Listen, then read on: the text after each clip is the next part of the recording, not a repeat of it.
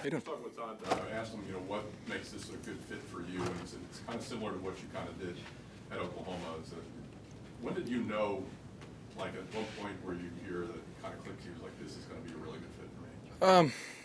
Just honestly watching how they were over the years, knowing Coach Bowles and the interactions I had with him coming out of the draft, and just knowing the organization now, just knowing what the standard is, the culture, all the things that it takes a lot of hard work to have that groundwork laid, and just coming in here, and they've always said from the beginning, just be myself and be the best version, and that's what when you allow people to be confident in that and believe that's more than enough to have success, good things will happen. And so they've been obviously really welcoming since the beginning. You get up Oklahoma, it looked like you had one heck of a buy and Nice. going there and the picker and everything. How was that? Did that kind of like clear your head, rejuvenate you coming back? Yeah, it was so much fun. I mean, if you're a fan of football, College Game Day is something you watch every Saturday. Just one of those things I used to get up every Saturday and watch as a kid. And so being able to get up there and make the picks with those guys, the dream come true for me. And it was so much fun getting to go back and be around the guys. And obviously, nothing like that OU Texas game in the Cotton Bowl. So obviously a good outcome, that always helps. But, yeah, it was awesome. You've had a lot of success in the second half. You lead the NFL right now in completion percentage. What is it about the second half of games on the line that maybe, I don't know if the focus sharpens or it's game time comes out for you?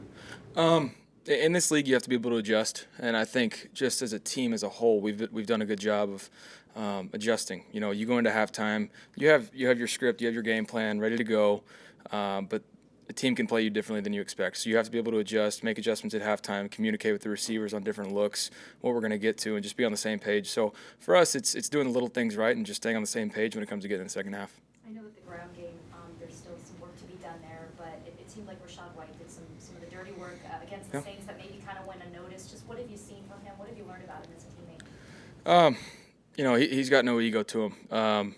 I think, obviously he wants to have more success, but that time will come. So we're just continuing to press the issue that we have to be better in the run game. It's for us to have success down the road here, we have to have that.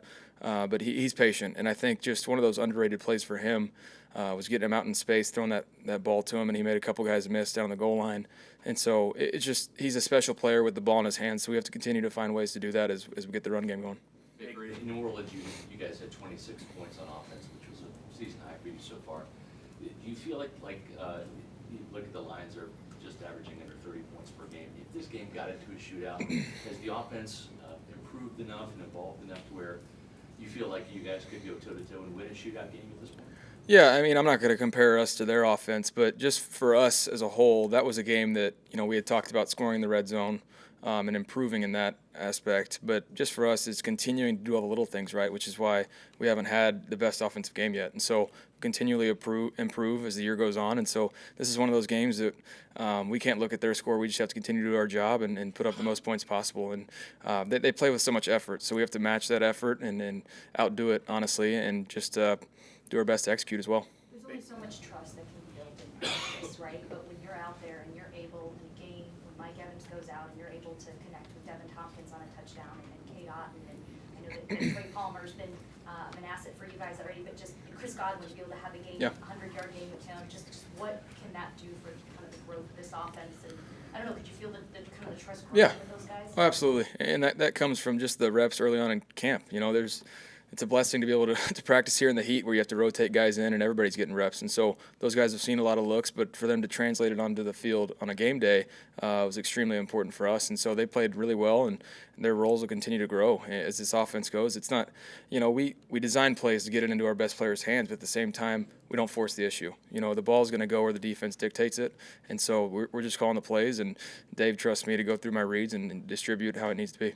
Baker, looking at the matchup against the Lions defense, they have a bit of a game record with Aiden Hutchinson. How important is it going to be to stop him or at least limit him on Sunday? Yeah, he's one of those guys that he can ruin your day. He has that potential, and he's capable of that. So just we got to know where he is. They move him around quite a bit. They do a good job of that. But the thing that jumps out on tape, I know everybody talks about it, is his effort. He never quits. He never stops on a play. So even if you have him blocked for a second, he's going to find a way to break free. So anytime stepping up in the pocket or moving around, he's going to be chasing. There's going to be pursuit. So gotta have eyes on him at all times. Speaking of Hutchinson, when you look at him, he's got 4 interceptions in really good at kind of sniffing at those Yeah. screen passes, getting his hands up there. Is that something you have to be extra cognizant of? Yeah, I mean, there's plays that you want to stray away from when it comes to guys like that, but he's just a good athlete. You know, he gets paid a lot of money to make plays like that. That's why he's so talented. He got chosen that high, so he's a good player. So, like I said, I got to have eyes on him. Baker, you were named a captain today, and it wasn't a vote that was taken before the season. We're into it now a little bit. What does that mean to you personally, and just can you speak to some of the guys that are also captains with you? Yeah, it's truly an honor because you're voted by your peers on the team, and it's the highest level of respect you can have. I'll say that we have a ton of good leaders. It doesn't change anybody's leadership roles, even if you don't have a C on your chest. I know it's cliche to say, but we have a great team. We have a lot of good leaders, and that's why we're going to have success as the year goes on because we're able to lean on different guys. But there's guys that have been here for a long time that are captains. There's some new faces in there as well, but it takes all of us to contribute and steer the ship the right way. When you're improvising out there, like things are unscripted, like that Devin Hopkins touchdown, I mean, that took like 7 seconds for that thing to develop. But normally you don't have that kind of time. Just what can you say about the O-line, the guys around you that are keeping you clean to be able to make that stuff happen? Yeah, O-line on that play is great. Obviously protecting for as long as they can. They had a little bit of man coverage, but a lot of droppers in between. They almost triple covered Chris, and then Trey was going to have a touchdown coming across, and there was collision in the end zone as well. And then just at that point, trying to make a play. I mean, looking back on the film, probably could have just stopped in the middle and thrown it to Rashad when he was standing by himself. But make things look a little bit harder, and they're a little bit more fun. But no, O-line plays great, and then I think that just shows we worked on scramble drill. We talked about staying alive. There's going to be movement, and so DT did a good job just making a great play on that one too. Have you ever been around such a small receiver who plays so big? No. At any stage of your career? Tutu Atwell will probably say he does, but no, he's I love him, but no. DT, I mean, you see when he gets the ball in his hands, he never shies away from contact. He plays very big. He's so explosive, just a talented guy that his role is going to continue to get bigger.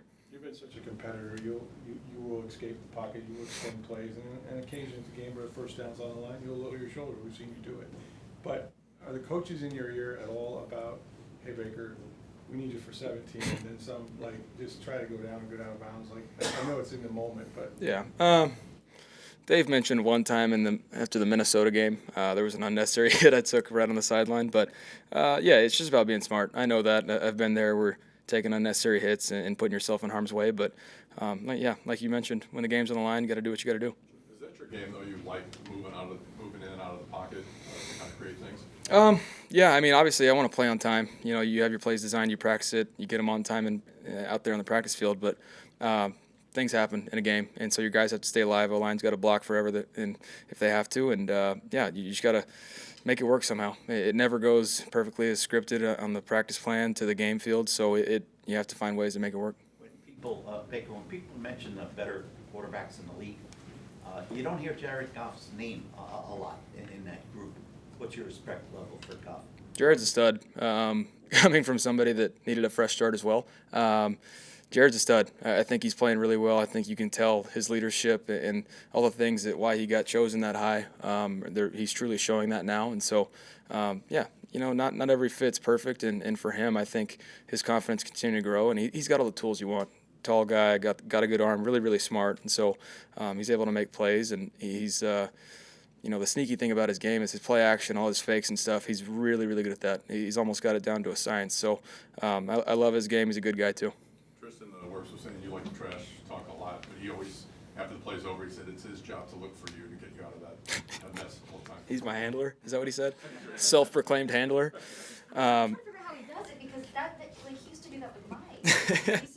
Yeah, he's definitely got his money's worth now because sometimes it's Luke. It's definitely Luke a lot more than I thought it was going to be. But yeah, there's definitely the team aspect. We're all looking out for each other. Baker, after a couple more, please. Their first 4 games. What do you think, looking on film now, having the bye week, what do you think personally you've improved with the most? Taking the easy throws, easy completions early on, getting some of our skill guys going. It's just when we started slow in the past couple games, it's you look at it, and then we've had a couple completions in a row to get the offense rolling. And so I think early on, trying to do that more and more, and just taking what's there. And because if we stay ahead of the chains early on in the game, we get into a rhythm. Dave's able to call the plays he wants to, and good things happen. Your thoughts on the creamsicle color scheme? It's a good look on Yeah, it, though. thank you. I don't know about a couple of our redheads on the team, but I'll take it. Good. All right, thanks. Thanks, guys. Thanks, man.